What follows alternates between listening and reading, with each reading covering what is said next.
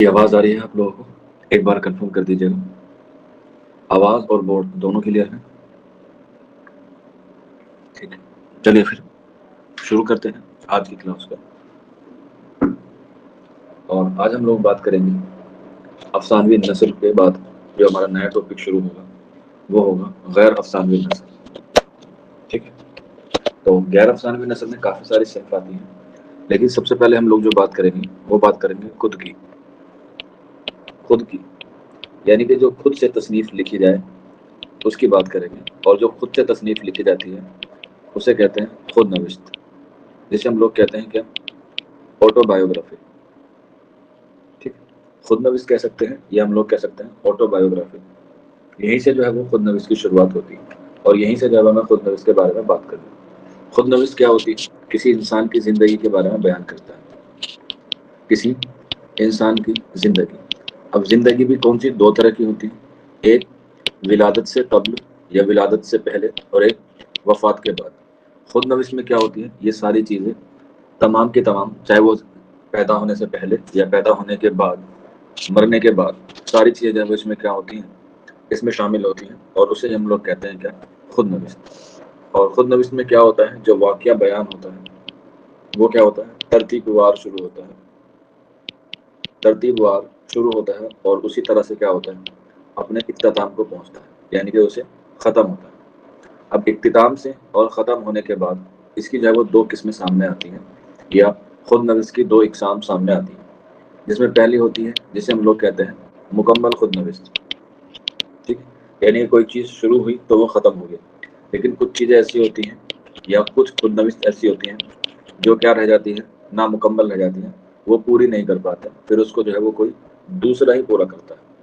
لیکن خود نوشت میں، مکمل خود نوشت میں اور نامکمل خود نوشت میں ایک چیز کامن ہے، اور وہ کامن ہے کہ اس میں جو بھی واقعہ بیان کیا جائے گا وہ سچائی کے ساتھ بیان کیا جائے گا. جو بھی کوئی واقعہ بیان کیا جائے گا اس میں سچائی کے عناصر کے پس منظر میں اس کو بیان کیا جائے گا. اور اسے ہی ہم لوگ کیا کہتے ہیں؟ خود نوشت کہتے ہیں. جو انسان اپنی کہانی کو خود قلم بند کرتا ہے اسے ہی کیا کہتے ہیں؟ خود نوشت کہتے ہیں. اس کے بعد اگر ہم بات کریں کہ اردو میں پہلی خود نوشت کب لکھی گئی، اردو میں پہلی خود نوشت کب لکھی گئی، تو ہم لوگ اردو کی پہلی خود نوشت جو مانتے ہیں وہ مانتے ہیں کالا پانی کو. کس کو؟ کالا پانی کو. کالا پانی کے علاوہ اس کا جو دوسرا نام ہے تواریخ عجیب. تواریخ عجیب بھی کیا ہے؟ اس کا ہی دوسرا نام ہے. اور اس کے جو مصنف ہیں وہ ہیں جعفر تھانیسری. جعفر تھانیسری. جعفر تھانیسری. حالانکہ بعض لوگ اسے کیا مانتے ہیں؟ اس کو جو ہے وہ سفر نامے کے نام سے بھی جانتے ہیں. تو کالا پانی اردو کی کیا ہے؟ پہلے خود نوشت ہے جس کے مصنف ہیں جعفر تھانیسری. اس کے علاوہ ایک اور خود نوشت ہے جو کس کی ہے؟ عبد الغفور نصافی سوانح عمری یا عبد الغفار کی خود نوشت. یہ بھی کیا ہے؟ پہلے خود نوشت مانی جاتی ہے. یہ لکھی گئی ہے 1886 کے آس پاس یا 1887 کے آس پاس. یہ جو کہانی لکھی گئی ہے خود نوشت کالا پانی، اس کا سال تو پتہ نہیں ہے، لیکن اس کی جو اشاعت ہوئی ہے وہ ہوئی ہے 1923 میں. یعنی کہ اس کو مرتب کر کے جو شائع کیا گیا ہے وہ کیا گیا 1923 میں جعفر تھانیسری کو. ٹھیک، یہ کیا ہو گئی؟ یہ خود نوشت ہے. لیکن اس میں خود نوشت کے جو عناصر ہونے چاہیے تھے وہ ان میں کیا ہیں؟ وہ کم ہیں. اسی لیے اردو کی پہلی باقاعدہ خود نوشت بھی ایگزام میں پوچھی جاتی ہے، تو آنسر ہو جائے گا اعمال نامہ. اردو کی پہلی باقاعدہ، دھیان رکھیے گا، آنسر میں پوچھ رہا ہے باقاعدہ خود نوشت. اردو کی پہلی باقاعدہ خود نوشت کون سی ہے؟ اعمال نامہ. اور اس کے مصنف ہے سر رضا علی. جو کسوٹی پر خرا اترتی ہے وہ ہوتی ہے اعمال نامہ سر رضا علی کی. کوئی بچہ بتا سکتا ہے یہ تصنیف جو ہے خود نوشت سر رضا علی کی یہ کب شائع ہوئی؟ سر رضا علی کی کب شائع ہوئی؟ بالکل ندا رضوان نے صحیح بتایا ہے، آنسر ہو جائے گا 1942 1920. اور یہ خود نوشت صنف جو ہے وہ 19ویں صدی کی ہے. خود نوشت جو ہے وہ 19ویں صدی کی ہے. اور اردو میں پہلی باقاعدہ مثنوی وہ باقاعدہ خود نوشت 1942 میں لکھی گئی، اور لکھی کس نے ہے؟ اور لکھی ہے اعمال نامہ کے نام سے سر رضا علی نے۔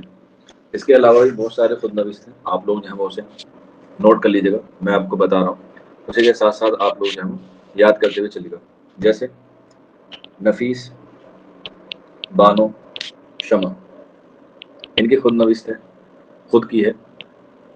جنت سے نکالی، جنت سے نکالی ہوئی ہوا، جنت سے نکالی ہوئی ہوا، یہ بھی کیا ہے؟ ان کی خود نوشت ہے، نفیس، بانو، شمع کی۔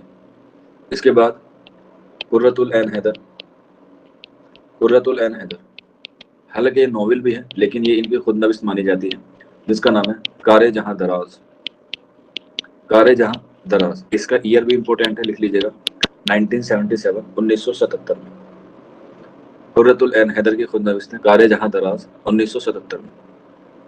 اس کے بعد خواجہ احمد عباس، خواجہ احمد عباس، ان کی خود نوشت ہے I am not an island, Khwaja Ahmad Abbas کی ہے I am not an I land.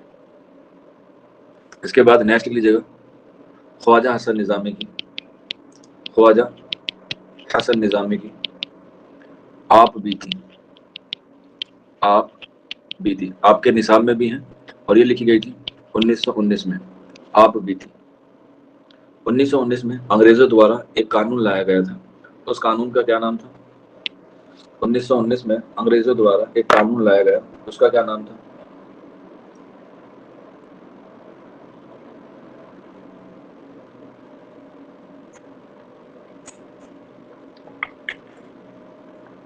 بالکل، رولٹ ایکٹ لایا گیا تھا، ویری گڈ، شاباش، جسے ہم لوگ کالا قانون بھی جانتے ہیں 1919 میں۔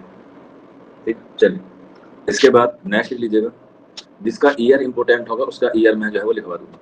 اس کے علاوہ حسرت موہانی، حسرت موہانی خود نوشت کا نام ہے مشاہدات زندہ، مشاہدات زندہ، یہ بھی کس کی خود نوشت ہے؟ حسرت موہانی کی خود نوشت ہے مشاہدات زندہ۔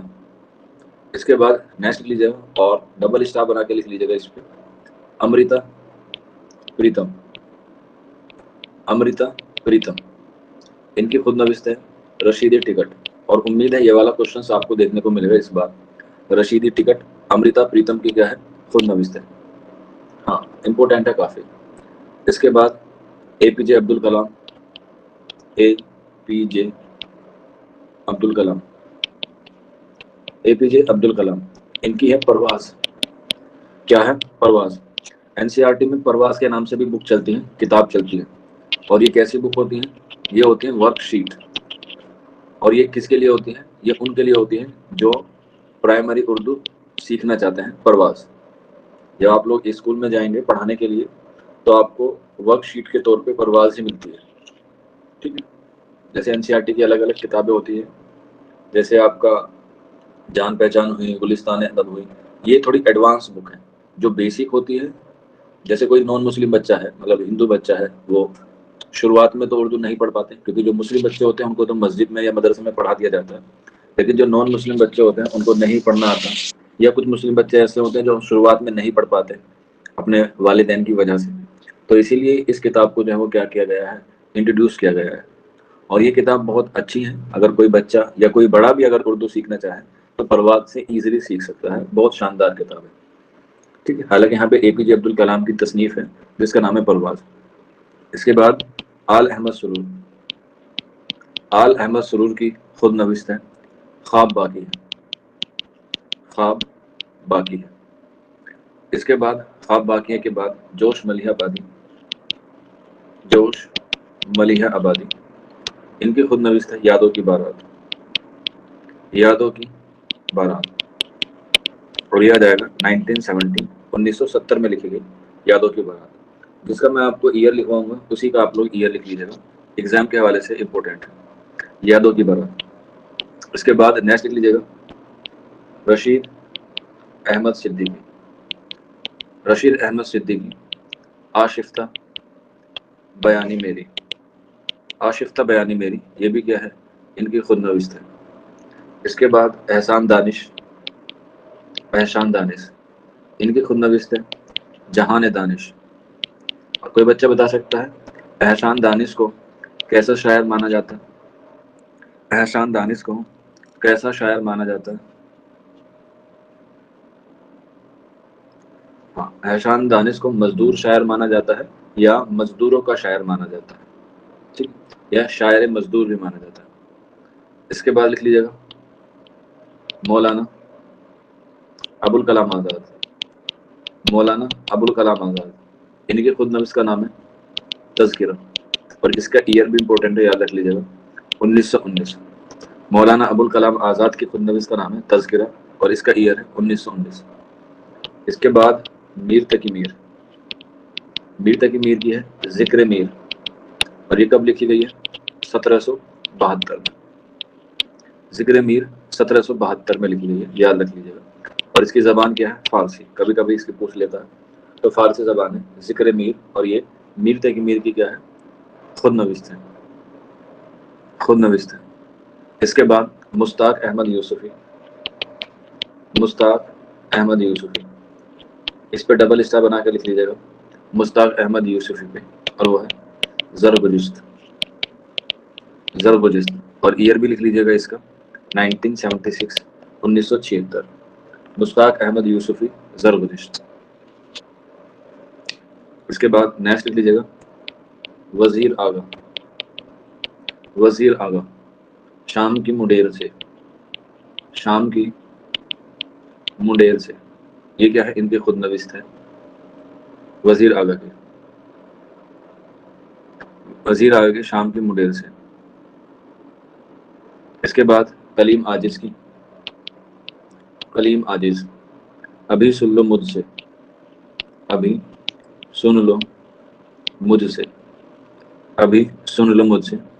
یہ کیا ہے؟ یہ بھی خود نوشت ہے کلیم عاجز کی. اس کے بعد نیکسٹ لیجیے گا اختر الایمان. اردو کی سب سے مشہور خود نوشت ہے اختر الایمان کی، یاد رکھ لیجیے گا، جس کا نام ہے اس آباد خرابے میں. اور اس کا ایئر ہے 1996. اس آباد خرابے میں مہاتما گاندھی جی یہ ہے ان کی تلاش حق. اس کے بعد اسمک چغتائی کی ہے کاغذی برہن. یہ ناول ہے لیکن یہ خود نوشت بھی مانی جاتی ہے ان کی. کاغذی برہن 1994 میں لکھا گیا ہے کاغذی برہن عظیم اسمک چغتائی کا، ٹھیک ہے، کاغذی برہن. اس کے بعد شاد عظیم آبادی کی شاد کی کہانی شاد کی زبانی. یہ کیا ہے؟ ان کی خود نوشت ہے شاد عظیم آبادی کی. اس کے بعد کلیم الدین احمد اور یہ ہے اپنی تلاش میں. یہ خود نوشت ہے کس کی؟ کلیم الدین احمد کی، اپنی تلاش میں. اس کے بعد last but not the least Jagannath Azad. یہ ہے میرے گزشتہ روز و شب.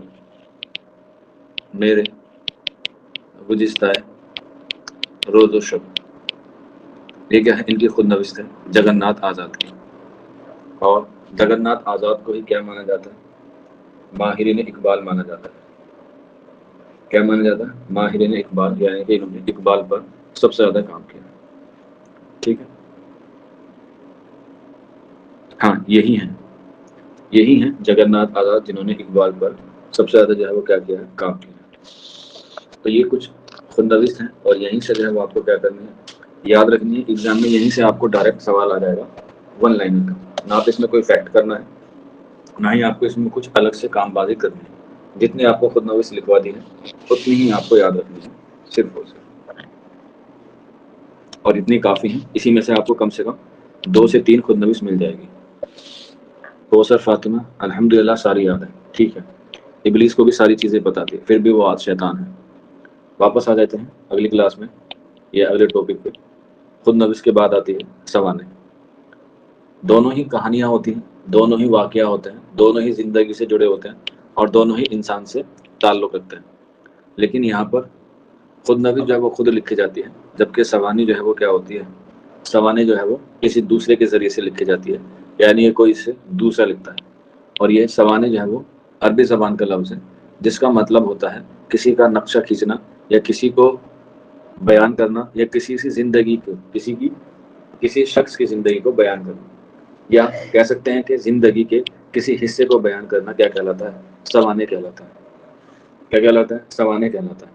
اور سوانح کی جو ابتدا ہوتی ہے وہ 19ویں صدی میں ہی ہوتی ہے، اور کس تحریک کے زیر اثر ہوتی ہے؟ تو علی گڑھ تحریک کے زیر اثر اس سوانح کی کیا ہوتی ہے؟ ابتدا ہوتی ہے۔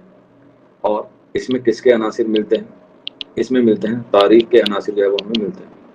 ابھی میں نے خود نوش میں جو ہے وہ آپ کو دو چیزیں نہیں بتائی، شاید ایگزام میں آتی ہیں، کہ مغلیہ بادشاہ یا کہہ سکتے ہیں کتنے مغلیہ بادشاہ نے اپنے خود نوش لکھی ہے۔ جی کے میں آتا ہے، ویسے خود نوش میں مجھے لکھوانا چاہیے تھا۔ ہاں، دو لوگوں نے جو ہے وہ کیا لکھی، اپنے خود نوش لکھی ہے، ایک ہے تجوک بابری اور ایک ہے تجوک جہانگیر۔ تجوک بابری اور تجوک جہانگیر جی ایس میں پوچھا جا سکتا ہے کہ کتنے مغلیہ بادشاہ نے اپنے خود نوش لکھی ہے، تو دو نے لکھی ہیں، پہلے بابر نے لکھی ہے، اس کے بعد کس نے لکھی ہے خود نوش؟ جہانگیر نے لکھی ہے۔ حالانکہ ان کو مکمل یہ دونوں نہیں کر پائے، دونوں کو الگ الگ لوگوں نے کیا کیا ہے، مکمل کیا۔ جو تجوک بابری ہے اس کو ہم لوگ بابر نامہ کے نام سے جانتے ہیں، اور جو تجوک جہانگیر ہے اسے ہم جہانگیر نامہ کے نام سے جانتے ہیں۔ اور یہیں پر ایک بات اور نوٹ کر کے لکھ لیجیے گا آپ لوگ کہ ان دونوں کا ہی مقبرہ جو ہے کہاں ہے؟ ہندوستان سے باہر ہے۔ جتنے بھی مغل بادشاہ گزرے ہیں باقی سب کا ہندوستان میں ہی ہے، یعنی کہ باقی لوگوں کی قبر کہاں ہے؟ ہندوستان میں ہی ہے۔ لیکن اردو کی تاریخ جو ہے وہ مغلیہ دور سے ہی باقاعدہ طور پہ شروع ہوتی ہے، ایسا مانا جاتا ہے۔ تو بابر نامہ جو خود نوشت ہے وہ بابر نے لکھی ہے، اور جہانگیر نامہ جسے ہم لوگ تجوک جہانگیری کہتے ہیں وہ کس نے لکھی ہے؟ وہ جہانگیر نے خود لکھی ہے۔ ٹھیک ہے، بابر اور جہانگیر۔ میں کہہ رہا ہوں بیٹا ان دونوں کی وفات یہیں ہوئی ہے، ان کی قبر کو شفٹ کیا گیا ہے، یعنی کہ ان کی قبر کو باہر لے کے گیا۔ جو بہادر شاہ ظفر ہے وہ تو آلریڈی باہر ہی مرے۔ ہاں باہر ہے میں کہہ رہا ہوں، لیکن ان دونوں کی وفات ہندوستان میں ہوئی ہے، ان دونوں کی قبر کو شفٹ کیا گیا ہے الگ الگ۔ وہ تو آلریڈی باہر ہی مرے ہیں تو ان کی تو باہر ہی بنے گی، ظاہر سی بات ہے، لیکن جو ہندوستان میں مرے اور ان کی قبر کو لے جایا گیا۔ ہاں ہاں وسیم خان، میں کب منع کر رہا ہوں؟ رنگون میں، لیکن ان کی وفات رنگون میں ہوئی ہے نا۔ ان دونوں کی وفات ہندوستان میں ہوئی لیکن ان کو شفٹ کر دیا گیا واپس باہر، باقی سب کی یہی ہے۔ تو ان کی خود نوشت آپ لوگ یاد رکھ لیجیے گا، ٹھیک ہے۔ اب یہاں پہ اگر ہم بات کریں سوانح کی، تو مغلیہ بادشاہ میں سب سے پہلے کس کی سوانح لکھی گئی؟ اگر ہم تاریخ میں جائیں تو مغلیہ بادشاہ میں سب سے پہلے سوانح کس کی لکھی گئی؟ مغلیہ سلطنت میں سب سے پہلے سوانح کس کی لکھی گئی؟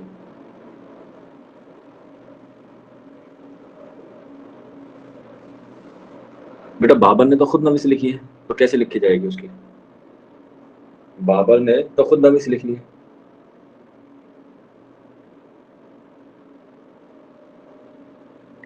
ناصر خسرو نہیں، بالکل وسیم خان نے صحیح جواب دیا ہے، ہمایوں نامہ لکھی گئی۔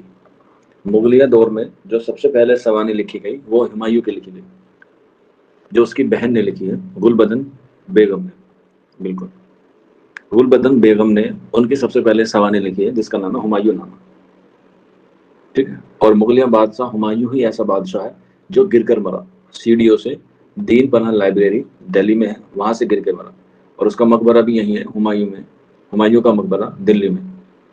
اور ایگزام میں جی ایس میں سوال آ سکتا ہے کہ سنگ مرمر کا جو مکرانہ سنگ مرمر ہے وہ سب سے پہلے کہاں استعمال ہوا؟ حالانکہ تاج محل میں بھی ہوا ہے، لیکن جو سب سے پہلے سفید سنگ مرمر کا جو استعمال ہوا ہے وہ ہمایوں کے مقبرے میں ہوا ہے سب سے پہلے، ٹھیک ہے۔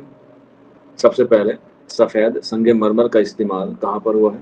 ہمایوں کے مقبرے میں ہوا ہے، تاج محل میں بعد میں ہوا ہے۔ جب آپ لوگ ہمایوں جاتے ہیں تو اس کے چبوترا جو ہے اسکوائر میں، وہاں پر اس کا استعمال ہوا ہے سفید سنگ مرمر کا۔ جو کس نے کرایا تھا؟ اس کی بیوی نے کرایا تھا، حمیدہ بانو بیگم۔ کیا کرایا تھا؟ حمیدہ بانو بیگم نے کرایا تھا، جو ان کی کیا تھی؟ بیوی تھی ہمایوں کی۔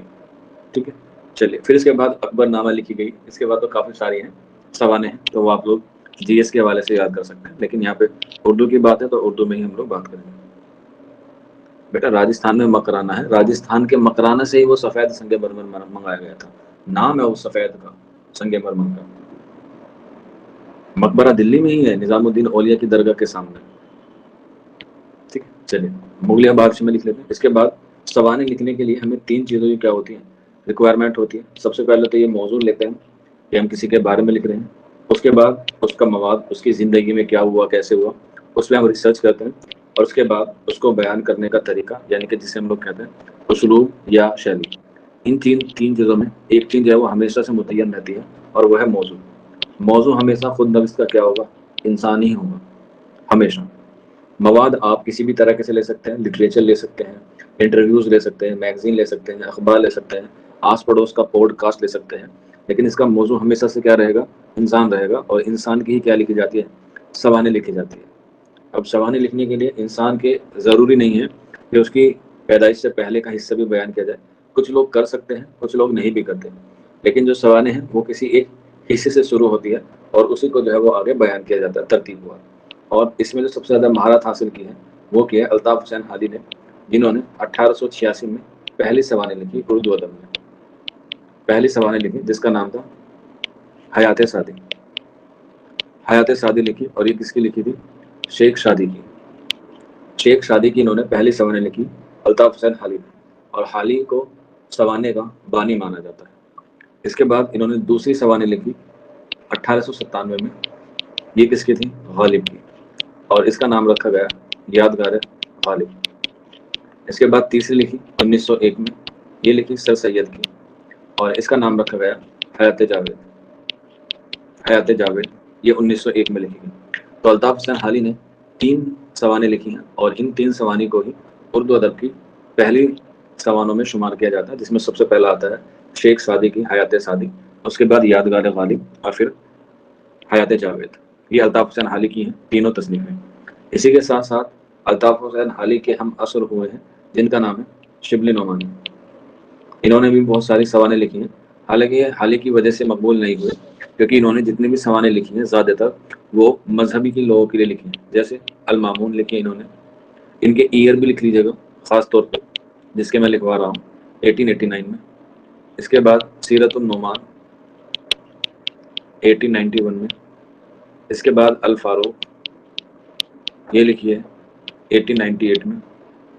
اس کے بعد الغزالی لکھی ہے 1902 میں۔ اس کے بعد مولانا روم یعنی کہ مولانا رومی کی لکھی ہے 1906 میں۔ اس کے بعد جو یعنی کہ سب سے مشہور سوانح ہے لیکن وہ مکمل نہیں ہو پائی، سیرت النبی 1910 میں، اور اس کی انہوں نے صرف پہلی جلد لکھی سیرت النبی کی، ٹھیک ہے۔ اور اسے لکھنا کب شروع کیا تھا؟ 1903 میں لکھنا شروع کیا تھا، جا کے مکمل ہوئی 1910 میں۔ اور سیرت النبی جو ہے وہ کل 6 جلدوں پر مشتمل ہے، جس کی 5 جلد لکھی ہے کس نے؟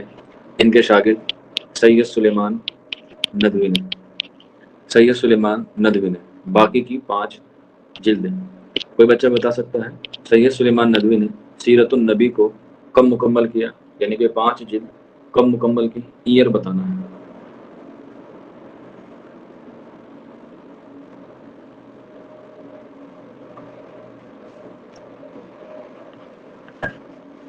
کوثر فاطمہ نے بتایا 1914، سائمہ علی نے بتایا ہے 1918، اور کوئی بتائے؟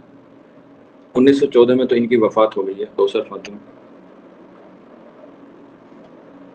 بالکل۔ درخشاں اور اندرا مینا بالکل صحیح آنسر ہے 1918۔ 1918 میں سیرت النبی کو 6 جلد میں مکمل کر کے ترتیب دیا۔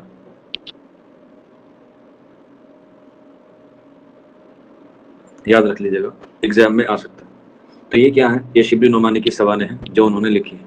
اس کے علاوہ بھی بہت ساری سوانح ہیں جو آپ کو یاد رکھنی ایگزام میں جو ہے وہ آپ سے پوچھی جا سکتی ہے، ٹھیک ہے۔ ان کے علاوہ بھی اس کے بعد لکھ لیجیے گا سید سلیمان ندوی، سید سلیمان ندوی انہوں نے لکھی ہے حیات شبلی، یعنی کہ شبلی نعمانی کی انہوں نے کیا لکھی ہے، سوانح لکھی ہے جس کا نام ہے حیات شبلی۔ اس کے بعد حیات شبلی کے بعد سیرت النبی انہوں نے لکھی، میں نے آپ کو بتا دیا، آپ اسے بھی پہلے لکھ سکتے ہیں، میں نے آپ کو بتا دیا۔ اس کے بعد سیرت عائشہ، سیرت عائشہ رضی اللہ تعالیٰ عنہ انہوں نے لکھی ہے سید سلیمان ندوی نے، یہ بھی اپنے استاد کے نقش قدم پر چلے۔ اور اس کے بعد عمر خیام، عمر خیام یہ بھی انہوں نے لکھی ہے سید سلیمان ندوی نے۔ اس کے بعد حیات امام مالک، حیات امام مالک یہ بھی کیا ہیں، انہوں نے سوانح لکھی ہے امام مالک کی سید سلیمان ندوی نے۔ اس کے علاوہ کچھ اور سوانح ہیں جو آپ کو لکھنی ہے ایگزام کے حوالے سے، جیسے شیخ محمد اکرام، شیخ محمد اکرام انہوں نے سوانح لکھی ہے ذکر غالب کے نام سے، یعنی کہ غالب کی، سوری ذکر اقبال ان کی نہیں ہے، ان کی تو غالب نامہ ہے، غالب نامہ اور شبلی نامہ، اور شبلی نامہ، غالب نامہ اور شبلی نامہ شیخ محمد اکرام کی ہے، ذکر غالب تو مالک رام کی ہے، مالک رام کی ہے ذکر غالب، ذکر غالب۔ اس کا ایئر بھی امپورٹنٹ ہے، یاد رکھ لیجیے گا 1938 یعنی کہ 1938، ذکر غالب مالک رام کی ہے۔ اس کے بعد قاضی عبد الغفار، قاضی عبد الغفار، آثار ابو الکلام، آثار ابو الکلام آزاد یعنی کہ مولانا ابو الکلام آزاد کی لکھی ہے انہوں نے سوانح۔ اس کے بعد صالحہ عابد حسین، صالحہ عابد حسین انہوں نے لکھی ہے یادگار حالی، یادگار حالی یعنی کہ الطاف حسین حالی کی انہوں نے لکھی ہے یادگار حالی، ٹھیک ہے۔ اور صالحہ عابد حسین اور حالی میں، حالی جو ہیں وہ کیا لگتے تھے، ان کے نانا لگتے تھے، صالحہ عابد حسین کے نانا لگتے تھے، یاد رکھ لیجیے گا ایگزام میں جو ہے وہ آپ لوگ اگر سے پوچھا جائے تو آپ کو پتا ہونا چاہیے کہ نانا لگتے تھے کس کے، صالحہ عابد حسین کے۔ اس کے بعد عبد المجید سالک، عبد المجید سالک انہوں نے خود نویس لکھی ہے علامہ اقبال کی ذکر اقبال کے نام سے، ذکر اقبال کے نام سے۔ اس کے بعد نیکسٹ لکھ لیجیے گا ابو سعید قریشی، ابو سعید قریشی انہوں نے لکھا منٹو، اور یہ کس کے سوانح ہیں، یہ ہے منٹو کی، یہ ہے منٹو کی۔ اس کے بعد ملا واحدی، ملا واحدی ہے عمری یا کہہ سکتے ہیں سوانح عمری خواجہ حسن نظامی کی، خواجہ حسن نظامی کے نام سے ملا واحدی نے کیا لکھی ہے، خود نویس لکھی ہے۔ اس کے بعد نیکسٹ لکھ لیجیے گا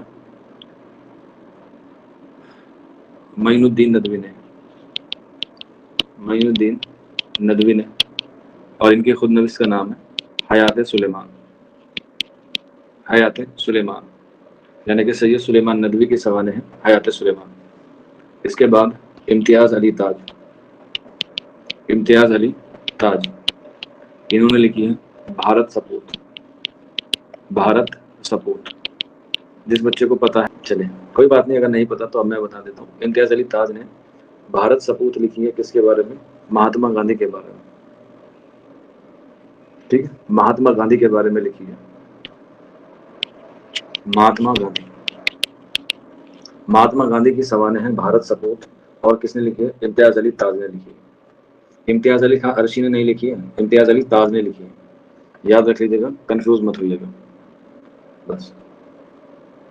اس کے بعد ٹھیک ہے، تینوں ایک ہی زمرے میں ہیں، سوانح، خود نویس اور خاکہ، ٹھیک ہے۔ جیسے ایک طریقے سے ہم لوگ کہہ سکتے ہیں کہ ایگزام کے لیے الگ الگ پیپر ہوتے ہیں، لیکن سب سے نوکری لگتی ہے سرکاری، لیکن سب کی الگ الگ ڈپارٹمنٹ میں کیا ہے وہ لگتی ہے نوکری۔ تو اسی طرح سے خاکہ بھی کیا ہے، اس میں بھی زندگی کو ہی بیان کیا جاتا ہے، یا زندگی کے کسی ایک واقعے کو، کسی ایک واقعے کو جو ہے وہ بیان کیا جاتا ہے۔ حالانکہ بعض لوگ پوری زندگی کو کیا کرتے تھے، اس میں خاکے میں پرا دیتے ہیں، لیکن اس میں کیا ہوتا ہے، اس میں مبالغہ آ جاتا ہے، ان دونوں میں سچائی تھی لیکن یہاں پر کیا آ جاتا ہے، مبالغہ آ جاتا ہے۔ اور مبالغہ کی کتنی اقسام ہیں، کوئی بچہ بتا سکتا ہے، مبالغہ کی کتنی اقسام ہیں؟ ہاں، مبالغہ کی کتنی اقسام ہیں؟ 3 اقسام ہے، یاد رکھ لیجیے گا، ایگزام میں آ سکتا ہے۔ کون کون سی ہے؟ کوئی بچہ یہ بھی بتا دے تو بہت بڑھیا ہو جائے گا۔ تبلیغ، اغراق اور گلو۔ تبلیغ، اغراق اور گلو۔ اور گلو جو ہے وہ سب سے اعلیٰ درجے کا کیا ہے؟ مبالغہ ہے۔ جیسے سب کو یہ مبالغہ ہوتا ہے کہ لڑکیاں خوبصورت ہوتی ہیں، یہ کیا ہے؟ ایک مبالغہ ہے، جس سے ان کو تعریف کرنا یا تعریف سننا جو ہے وہ بہت پسند ہوتا ہے، جبکہ اس میں کیا ہے؟ اس میں ایک مبالغہ ہے جو عقل اور عادت دونوں سے پرے ہوتی ہے۔ اس میں ایک ٹرمولوجی بھی استعمال ہوتی ہے، عادت کہ کون سا عادت پر کھرا اتر رہا ہے اور کون سا عقل پر کھرا اتر رہا ہے۔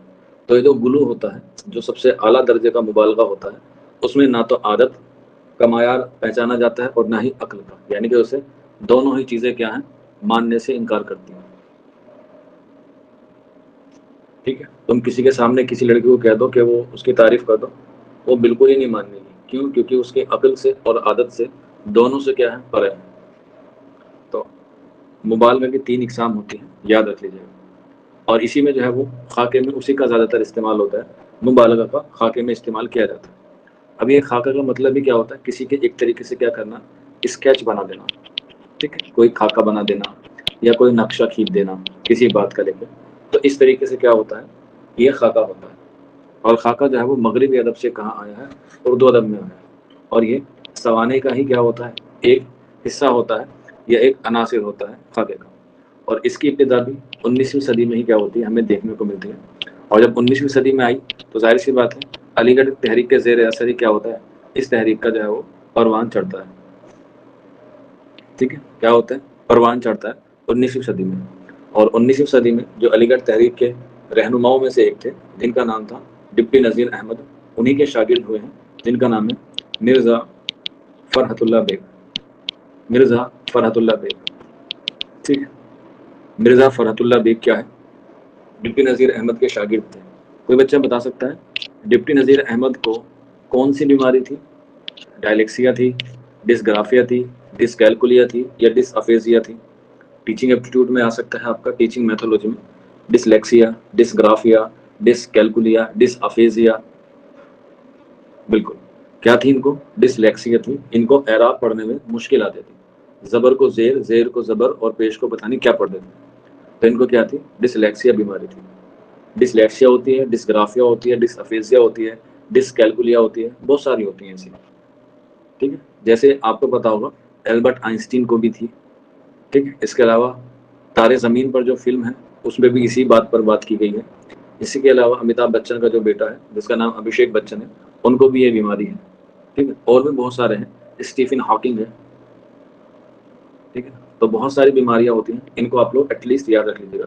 تو اسی میں مرزا فرحت اللہ بیگ، اور انہوں نے ہی اردو کا پہلا خاکہ لکھا ہے، پہلا خاکہ، اور کس کا لکھا ہے؟ اپنے استاد نذیر احمد کا خاکہ لکھا ہے۔ اور کس نام سے لکھا ہے وہ بھی لکھ لیجیے گا، وہ ہے نذیر احمد کی کہانی، کچھ ان کی کچھ میری زبانی۔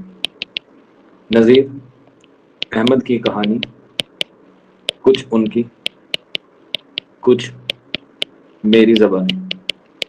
یہ کیا ہے؟ اردو کا پہلا خاکہ ہے، جو کس نے لکھا ہے؟ مرزا فرحت اللہ بیگ نے لکھا ہے، اور ان کو ہی اردو کا پہلا خاکہ نگار مانا جاتا ہے، اور یہ اردو کا پہلا خاکہ ڈپٹی نذیر احمد کا، ٹھیک ہے۔ حالانکہ انہوں نے کافی سارے لکھے ہیں، لیکن یہ جو ہے وہ ان کا پہلا خاکہ ہے اور مشہور خاکہ ہے۔ اس کے بعد ایک اور خاکہ ہے، ایک وصیت کی تعمیل میں، ٹھیک، یہ بھی خاکہ ہے، اور یہ کس کا ہے؟ سلیم الدین کا ہے۔ کبھی اگر ایگزام میں پوچھنے جائے تو بتا دیجیے گا، یہ سلیم الدین کا ہے۔ اس کے بعد باد ایام عشرت، باد ایام عشرت، یہ بھی کیا ہے؟ ان کا ہی خاکہ ہے، جن کا نام ہے مرزا فرحت اللہ بیگ کے۔ یہ 3 خاکے ہیں، اور تینوں ہی آپ کو جو ہے وہ یاد رکھنے ہیں۔ اس کے بعد کچھ اور خاکے ہیں جو آپ کو یاد رکھنے ہیں ایگزام کے حوالے سے، جیسے مولوی عبدالحق، آپ کے نصاب میں ہے مولوی عبدالحق، خاکے نگار کے طور پہ دیے گئے ہیں مولوی عبدالحق، ٹھیک ہے۔ اور مولوی عبدالحق کا جو خاکہ ہے وہ ہے چند ہم عصر۔ چند ہم عصر جو ہے وہ کیا ہے؟ ان کا مشہور خاکوں کا مجموعہ ہے۔ میں نے پڑھایا تھا آپ لوگوں کو، کوئی بچہ بتا سکتا ہے کہ چند ہم عصر میں کتنے خاکے ہیں؟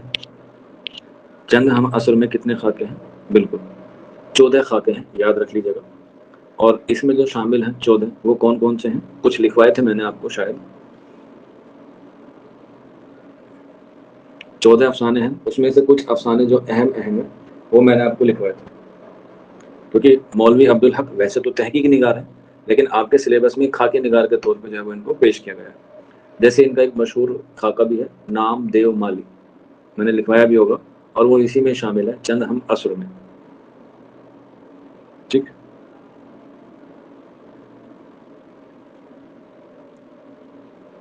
تو یاد رکھ لیجیے گا آپ کو، مولوی عبدالحق کا چند ہم عصر۔ اس کے بعد رشید احمد صدیقی، حالانکہ ان کے بارے میں ہم لوگ پڑھ چکے ہیں، لیکن یہاں پر خاکے ہیں تو یہاں پر بھی ہم لوگ لکھ سکتے ہیں، جیسے گنج ہائے گرے مائے، یہ کیا ہے؟ ان کے خاکوں کا مجموعہ ہے جو میں نے آپ کو بھی لکھوائے تھے۔ اس کے بعد دوسرا ہے ہم نفشان رفتہ، ہم نفشان رفتہ، ٹھیک۔ اس کے بعد کندن، کندن بھی کیا ہے؟ ان کے خاکوں کا مجموعہ ہے، کندن۔ اور اس کے بعد اقبال سہیل، اقبال سہیل، تو یہ سارے کیا ہیں؟ رشید احمد صدیقی کے خاکوں سے تعلق رکھتے ہیں، ٹھیک ہے۔ اس کے بعد نیکسٹ لکھ لیجیے گا قدرت اللہ سہاب کا، قدرت اللہ سہاب، ان کا خاکہ ہے ماجی، ان کا ہے ماجی۔ اس کے بعد نیکسٹ لکھ لیجیے گا تاریخ بخاری کا، تاریخ بخاری کا خاکہ ہے جس کا نام ہے دشمن جان، دشمن جان۔ اور اس کے بعد لدھیانے دا پھول، لدھیانے دا پھول، اور یہ کس کا لکھا ہے؟ ساحر لدھیانوی کا ہے، لدھیانے دا پھول۔ اس کے بعد گرل فرینڈ، گرل فرینڈ یہ کس کا ہے؟ تاریخ بخاری کا خاکہ ہے۔ اس کے بعد موسٹ امپورٹنٹ ڈبل اسٹار بنا کے لکھ لیجیے گا منٹو، اور ان کا ہے گنجے فرشتے، گنجے فرشتے، اور اس کا ایئر بھی امپورٹنٹ ہے، یاد رکھ لیجیے گا 1952، گنجے فرشتے، منٹو نے خاکے لکھے ہیں گنجے فرشتے کے نام سے۔ اس کے بعد تین گولے، یہ بھی منٹو کا ہی ہے، تین گولے، اور یہ کس کے متعلق لکھا ہے؟ لکھ لیجیے گا میرا جی کے متعلق لکھا ہے۔ ایک ہوتے ہیں میرا جی جو میرا جی شمس العشاق ہیں، اور ایک میرا جی جن کا نام ثناء اللہ ڈار ہے، دونوں الگ الگ ہیں۔ تو یہ کس کے بارے میں لکھا ہے؟ یہ لکھا ہے میرا جی، ٹھیک ہے۔ اس کے بعد نرگس دت، یہ بھی منٹو نے لکھا ہے خاکہ، نرگس دت کا جو سنجے دت کی ماں ہے۔ اس کے بعد میرا صاحب، یہ کس کے تعلق سے لکھا ہے؟ محمد علی جناح کے حوالے سے لکھا ہے، محمد علی جناح کے حوالے سے لکھا ہے میرا صاحب۔ اور اس کے بعد نیکسٹ لکھ لیجیے گا لاؤڈ اسپیکر، لاؤڈ اسپیکر، یہ بھی کیا ہے؟ ان کے خاکوں کا مجموعہ ہے منٹو کا۔ تو یہ کچھ اہم ہے جو آپ کو ایگزام کے حوالے سے یاد رکھنا ہے۔ گنجے فرشتے کہتے ہیں خاکوں کا مجموعہ ہے، وہ کسی سے وابستہ نہیں ہے، ٹھیک۔ اس کے بعد شوکت صدیقی، شوکت صدیقی، ان کا ہے شیش محل، شیش محل۔ اس کے بعد شیش محل کے بعد نیکسٹ لکھ لیجیے گا مالک رام، مالک رام کا ہے، اس کا رہنے دیجیے گا مالک رام کا رہنے دیجیے گا آپ لوگ۔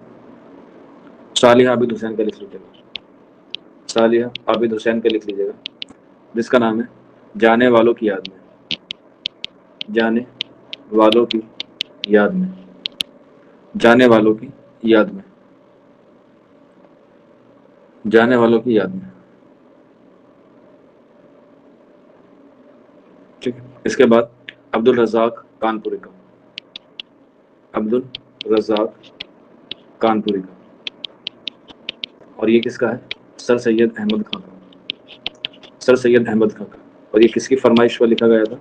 طراز مسعود کی فرمائش پر لکھا تھا عبد الرزاق کانپوری نے، ٹھیک ہے۔ جیسے مسافران لندن، ٹھیک، یہ آپ کو کنفیوز کرتا ہے کیونکہ یہ سر سید احمد خان کا ہے، لیکن کل یا پرسوں کے ٹیسٹ میں یہ سوال تھا کہ مسافران لندن کس نے لکھا، اور اس میں آپشن میں سر سید نہیں تھا، لیکن مسافران لندن کے نام سے سفر نامہ لکھا ہے مولوی سمیع اللہ نے بھی لکھا ہے، اور آپشن میں یہ تھا، ٹھیک ہے نا۔